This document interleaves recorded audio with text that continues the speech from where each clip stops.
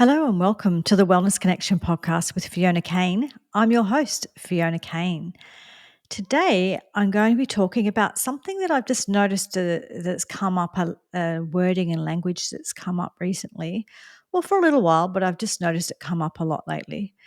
And it's called healthism. So healthism is, so instead of just reading here a definition, the first definition that kind of pops up on the internet.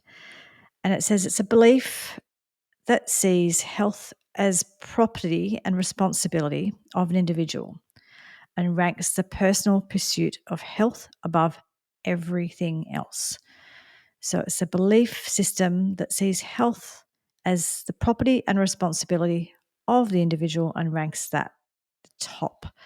Another one here is it's like a set of attitudes and beliefs that health is the most important pursuit in life and that it's a personal responsibility of the individual and solely within that person's control. So, what I've noticed is that the term healthism comes up to attack a lot of wellness movements. And this is one of those things where I would say two things can be true at the same time. And like everything else, it's all about how far something goes, right? So, because sometimes what happens, okay, so just go back to that, just so I can let you understand what I'm talking about. So it says here that, it's assuming that it's personal responsibility, that it's solely in your control, your health is solely in your control. And of course, it's not solely in your control because there is something called genetics. I talk about it often on this podcast. I talk about the difference between genetics and epigenetics. So, genetics is the bit that you can't control, but epigenetics you have a lot of control over. And then essentially, genetics is the loaded gun, and epigenetics is whether or not you pull the trigger. So, the truth is, we do have a lot of control, but we don't have it all. And it also depends on the condition because there are some conditions that are just terrible things that are inflicted on people that they certainly didn't do anything to ask for and they can't do anything about, or there's limited what they can do about it. So, so there are some things like that that are just, almost impossible to control, if not impossible. And then there are things that there's a lot of lifestyle diseases that we have now that there is a certain level of personal responsibility. Now, the thing about personal responsibility as well is it does require people to have education and it does require people to have access. So you can't necessarily take fully personal responsibility if you don't have the education or the access to the education and all the healthy foods, all the healthy, whatever it is, the exercise, whatever the health thing is. And I suppose this is fundamentally is the argument that sort of when it kind of almost becomes politics is that there's people who kind of just believe that everything that happens to people they're victims and everything's about being a victim and it's not your fault and you shouldn't be blamed and you shouldn't have to be shamed for having a problem. And then on the other end we've got the kind of pull yourself up by your bootstraps, you're responsible for everything, it's all self-responsibility, get on with it. And I would just say that there's probably there's a middle ground here somewhere. It's not one, it's not the other. There's a middle ground. So my thing has always been to take responsibility for the things that you can. So I think personal responsibility is really important, and I think it's actually really empowering. So if we think that we're just victims of everything and that everything just happens to us, then there's nothing there. It doesn't empower us in any way to change it or make it better or do anything different. So I actually think the idea of kind of just, oh, you're a victim, full stop, I think is not helpful. However, the idea of kind of it's your fault and you're to blame and she should be shamed and that kind of thing is also not helpful, especially when it's used indiscriminately, as in it's used in cases where it's absolutely not that person's fault. And the thing too with, okay, so like I said before, it's about the balance, right? So I think that what's happening, swings and roundabouts, I don't know. What's happening is sometimes we do one thing and we go a bit too far, and then we overcorrect and we go the other way, right? So the nothing's your fault, nothing's your responsibility, you're a victim thing. It's a very sort of compassion type approach. I would actually say that it can be a toxic compassion, when it's a toxic compassion to me is where it's all about, oh, they're there, it's all right, okay, and you're not responsible for anything, you can't do anything, you're a perpetual victim, and I'm just going to pat you and just, like, affirm you and make you feel okay, right? I think that is toxic. I also think the everything's your fault, up by your bootstraps, off you go, and you're not taking enough personal responsibility, and that's why you got XYZ. I don't think that's good, a good thing either, right? But what we do is we kind of do, we swing back and forth. It's like one or the other. And so what I'm seeing now is I'm seeing, I've seen healthism, I've seen it happening, and I've seen that kind of really hard line stuff. I think the where I see it the most, well, I see it in a few different places. So you obviously will see it in something like vegan diets.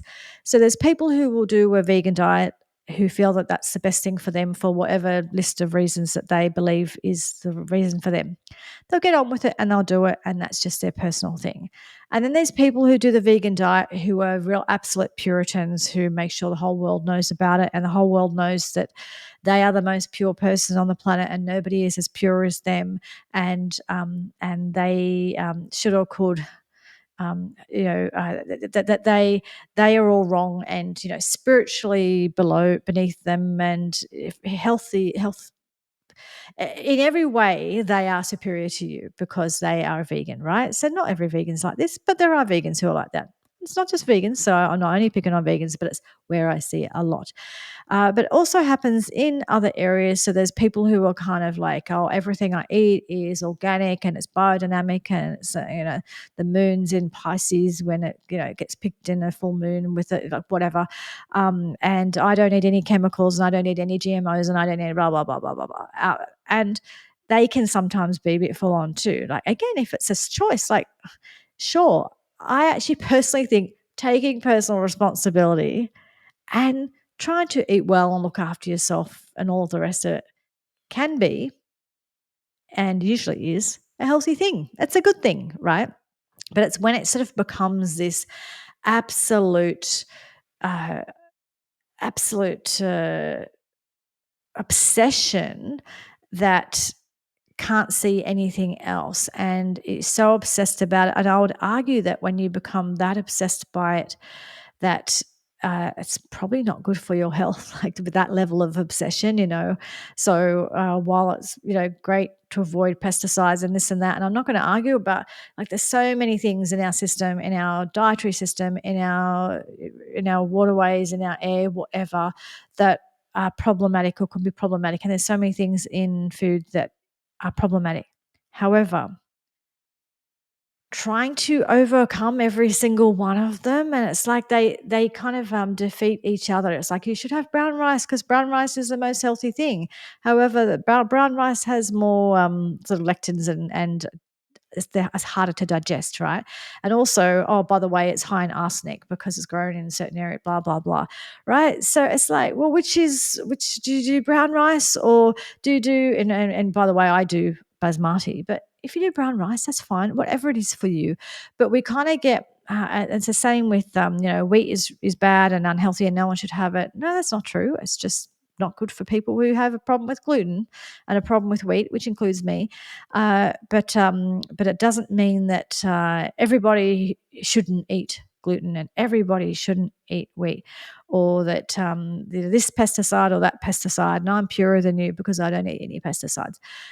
It's like, you do you, and it's okay to have an awareness around those things. And if you can, if you've got access to financially, physically, whatever, you grow it yourself, whatever, but if you've got access to things that are organic and beautiful and healthy and all that stuff, it's amazing and it's wonderful and good on you. And the more that the world, the more that we have access to those things, that is great.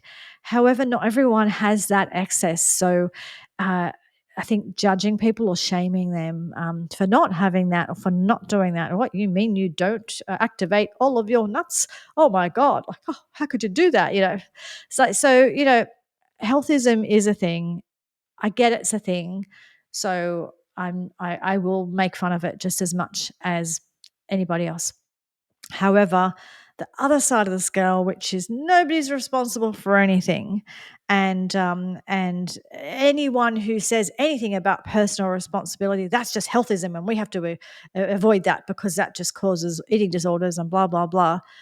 That's not true either. So I'm not saying that healthism can't obviously healthism would be attached to mental health issues and eating disorders. Obviously, they go together because if you're obsessed about a certain diet or whatever, then you're the sort of person who's more likely to have one of those disorders. Yes, of course.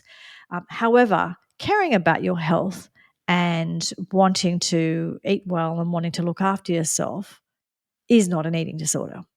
It can become one. A lot of things can become disordered if we do them too much or we overdo it or whatever. So it certainly can become one. But on the same side of things, when you look at the statistics for how many of us have diet and lifestyle related health issues that we could fix and that we could get better, and we wouldn't there wouldn't be so much fatty liver and insulin resistance and type 2 diabetes and all of the things, the heart disease and all of those things, which much of it, I'm not saying all of it, but a lot of it is diet and lifestyle related. To say that those people aren't responsible and we shouldn't have to do anything and we can't do self-responsibility is not helpful because a lot of those people can do a lot. Most people are able to walk around the block. They can do that. I'm not saying everybody. There's always an exception to everything, right? However, just saying you're not responsible, you can't do anything about it, you're a victim, is not helpful. And I think that the healthism thing, I think there's a few things that have it's like with everything. There's kind of a lot of things. There's a truth. There's a level of truth at something, and then it becomes something else, or it just goes overboard, or whatever. But what I've seen so I've been practicing nutritionist now for 16, 17 years or something. I can't remember now. A long time. And what I've seen is that when you do look at things like where our food pyramid comes from and who funds what, and how the Dietitians Association for many years was funded by food companies, and uh, how the Heart Foundation, they used to have a Heart Foundation tick in Australia, which supposedly meant the food was healthy, but it was absolutely bought and paid for thing. It did work within their dietary rules, but their dietary rules didn't care about sugar, but only cared about saturated fat and meat and things like that. So they will kind of create these guidelines that are that they use that are health guidelines, and the health guidelines are very much food companies, people who make money from it, have a lot of say in those things. So the guidelines aren't necessarily good quality in the first place, and then they use the guidelines that they do things like they add extra fiber to get an extra star. Now it's a health star rating system, so they add some fiber or something in to get an extra star, and you end up seeing things like Nutrigrain would be higher than a piece of salmon. It's like has a better quality food. No, right? Or Up and Go, which is just all chemical concoction. No. So what I've seen over the years is I've just seen these a lot of money and a lot of politics in the health industry, and you also see it with drug companies. You only have to get onto Netflix and watch some of those specials about the drug companies and how the pain pill opioid crisis that they created, and the fact that for example, with drug companies, they don't have to, like, they do say 100 studies and say 50 of them or 90 of them showed that the drug didn't work. They don't actually have to use those ones. They only have to use the ones that worked in their favor. So they only use the ones that worked in their favor until the FDA or whoever it is, that's who it is in the US. I can't remember who it is here. Not therapeutic goods, whoever it is anyway. But they just submit to them that this is what works and this is how the drug worked. And basically the authorities kind of just agree with them and go, oh, okay, good. You said it works. Okay, it works. And we believe you. And there's this sort of this is revolving door system between people who are involved in food and drug administration and the food and drug industry, right? So these people kind of approve things and then they get jobs, right? So all I'm trying to say is there's a reason that people have gotten quite paranoid about the systems and money and who makes money out of things and where is this advice coming from and who's funding it, and studies, you see a study and then you see who funded it. So many of those vegan studies are funded by people with vested interest in the industry who make the fake meat and things like that. And so that they're not going to publish something that doesn't have the data that they need. And unfortunately, scientists these days, scientists, if they want to have a job, they've pretty much got to, in a lot of different topics, not just the food, it's other industries, they pretty much have to go along with the accepted position. So all I'm trying to say is there's a lot of dodgy stuff that's happened over the years in the health industry. And there are a lot of people who do make a lot of money out of misery, out of selling people ultra-processed foods and getting people on medications to make up for the ultra-processed foods and the lack of exercise and the stress and all the other things that are going on. And then you need another medication to make up for that medication, another one to make up for that medication. And then they sell you your comfort food to make you feel better. And then you need more medication, right? So there is a lot of, I think there was at one stage, I can't remember which company it was. It might have been like Gloria Marshall, or I can't remember which company it was, but one of the weight loss companies also owned like Nestle, or I can't remember now, but it's owned by the same company, right? So they've basically got the weight loss company and the fast food, and it's like, okay, perfect. You've got the perfect system there. Make them sick, get them to lose weight. Make them sick, get them to lose weight, right? So, there is a reason that people get quite purist and get quite frustrated with the system, because when you look around and really look into the sort of crap that people get away with behind the scenes and you think that they wouldn't be able to get away with, they do. So there's a reason that people kind of get a bit more extreme and get a bit more paranoid and kind of don't believe a lot of the health information, right? And I've seen it over the years. Like we kind of had to sort of push the Heart Foundation's guidelines out of town because they were just terrible, and they were just doing dreadful things essentially for money, and that's just not okay. And a health star system that we've got now is not much better, but anyway.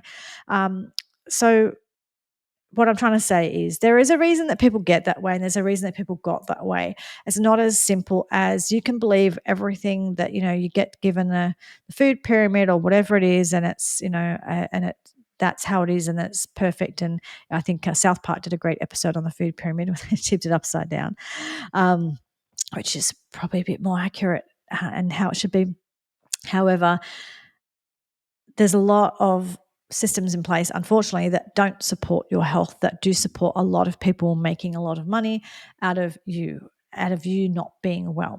So the people who are super duper anti-healthism or calling things healthism that aren't, are they also have a vested interest. They kind of want they want to have victims, right? So essentially the victim industry needs victims. If you get better, hey, you're not a victim anymore.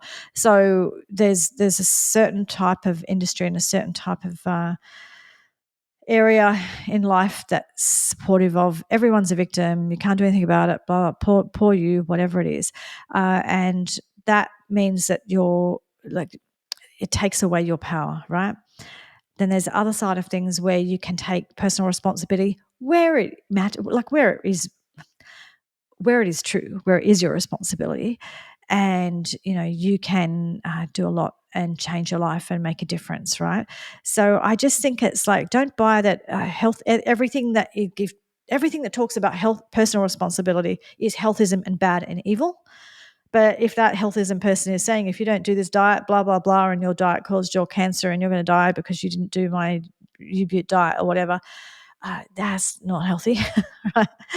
So personal responsibility is a really, really good thing. And learning about health and nutrition and exercise and all of those things and supporting your body to be as healthy as you can is a really, really good thing. If it becomes an extreme sport where it's making you really, really stressed and making you really super judgmental of other people, and it's about shaming everybody else and you think you're better than everybody else, or if it becomes there's some of these kind of billionaire type people who that's all they do now. They're so terrified of dying. There's one, I can't remember, but he was spending, I can't remember what it is now, but their whole day, every day is about, in longevity, about, living longer, and and it's all this science around not aging and all of that kind of stuff. And it's good that some people are doing some of those studies and things like that. Great, but it's like, oh my god, these people are so obsessed with that. They're so afraid of death that they're not living. So I think there's like what's underneath this health is, and when people get really extreme, I think it's a fear of death for a lot of people. Those people is a fear of aging, because aging is not treated that kindly in certainly in the Western world, especially women, and people are afraid of death because we don't sort of understand it in a healthy way. I've done previous episodes where I've talked about death and dying before. You might want to pop back and see that episode, or listen to that episode. So I think that there's a lot of people who are scared, and they're jumping into healthism as a way of managing their anxiety, whether it's their anxiety, whatever it's about, whether it's about the planet or whether it's about their health or their potential death or whatever. And that's not healthy. However, there is also a whole bunch of people saying nothing's anybody's fault and everybody's a victim and it's all just happening to them. Not true in lots of situations. So it's one of the, again, it comes back to, where's the balance? Like, you want to live your life, enjoy your life, and you don't want to have to get obsessed about things, but you also want to learn things that work for you and that support your health, because it's very hard to live a fruitful, happy life when you're not well. So if there's anything that you can do to improve your health, then that's a good thing. It's also not blaming you for every single thing that's ever happened to you, because you always hear me in my podcast. I always say there's a percentage of what that you have control over, and there's a percentage that stuff happens, right? That is just life. That's the reality of it. So anyway, that's kind of my idea about kind of healthism. It's like, I think it's a handy way to attack anything that is to do with self responsibility. I don't think that's good, but it can also be really extreme and really problematic. That's not good either. I think it's just getting that balance. It's like responsibility where you can do the best you can to support your health, but also not blaming on and shaming and hating on people for things that are totally not in their control. And even if they are in the control, this is getting into a sort of a whole nother topic. But even if they are in your control, like if someone smokes, or they, like a lot of the generation, like I know my parents' generation, most of them smoked, and they were actually, doctors used to smoke and tell them it was healthy and tell them it was a good thing, and it's a good way to manage your weight and it's a good way to manage your nerves and blah blah blah. So these people were brought up with that, and now people are shaming them because they're getting lung cancer or whatever. Like, I think as a of course, I've seen it in my family. I've seen people in my family die who smokers who died from cancers, whether it's been lung cancer or breast cancer or this or that. And I've seen, people in my family who had like drug issues or alcohol issues or whatever, and meet sort of deaths that probably related a lot to their lifestyle. Am I going to judge them about it? No. Who am I? I'm not God or whoever's in charge. I'm just not that person. So I just think that we have to be careful about making judgments. We have to help people, and like we have to educate people and encourage them to take personal responsibility where it will be helpful. We also have to know that when we start getting to the realm of shaming people and blaming people for everything, that's not helpful either. So I think it's let's just look for a bit of balance here, right? Let's just look for a bit of balance, and be kind, because you have no idea what's got that person to that place and that point, or why they made the decision they did, or what was going on there. So that's where I do support the anti-healthism people, because I actually do think that there's lots of things that go into why someone ends up where they are, and judging them is not nice. And I hope that when I get to the end of my life that no one makes judgments on me either. So I just think it's glass houses and all that. We shouldn't be judging other people. At the same time, there's a lot you can do to support your health. And in many cases, so some things you can't, some things you can. However, that knowing that there's things that you can do and there's some things you can make a difference with, I think is really, really empowering. And I think empowering people is empowering people to make their own choices, but understand what choices might benefit them and what might not. And that's pretty much what I do in my business. In my clinic, I help people learn what's going to work for them, and we play around and see what works for them, and then they decide, well, this worked for me, so I want to keep doing this didn't work for me, so I don't really care, whatever it is, but they make that decision. It's up to them. Anyway, I will leave it at that. Now, please don't forget to like, subscribe. If you're on Rumble or YouTube, you can comment, and please share.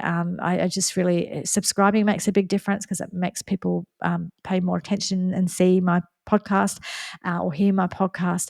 And of course, sharing it, just telling your friends about it. I'd really appreciate your help with that. And I hope you have a great week, and I'll talk to you again soon. Thanks. Bye.